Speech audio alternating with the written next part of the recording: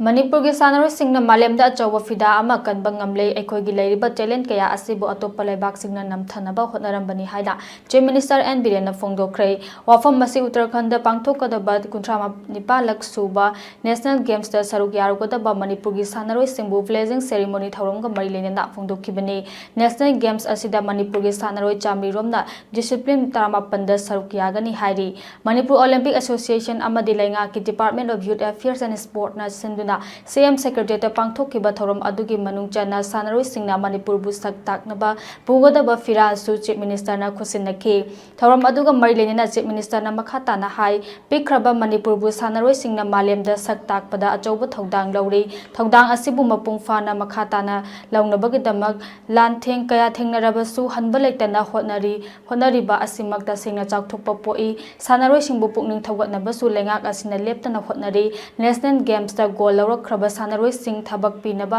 cabinet na yanakhiba su leire hairaduna aigi migi haiduna thabak tawrabadi sport ta mai pak pangamloi sanaroi singna su discipline naina chatlaba matamda mai pak pangamgani amaromda National Games ki damak Manipur saktak tuna chatkadauriba sanaroi sing mai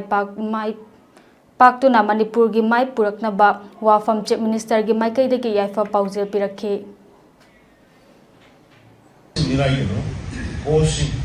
taxi kasi na yung lima da yung lima da respect over man ado kada da ko na mai pa ko o congress na mga nungai na kana ka no sa ina ko mi mga noy sawning ba do noy nangi ano do da lambi do nangi field do ko ado ka officials na ada kana ba sa ina ba adigi chat ko kanda Manipur da kilak ni hai do kana lo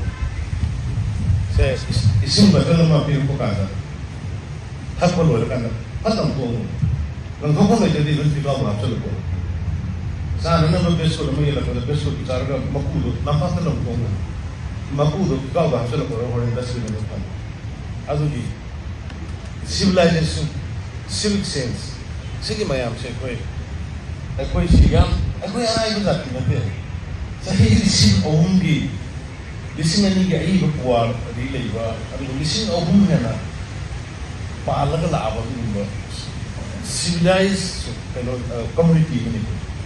agoi mesin ni mana tamade ke kuja mangan le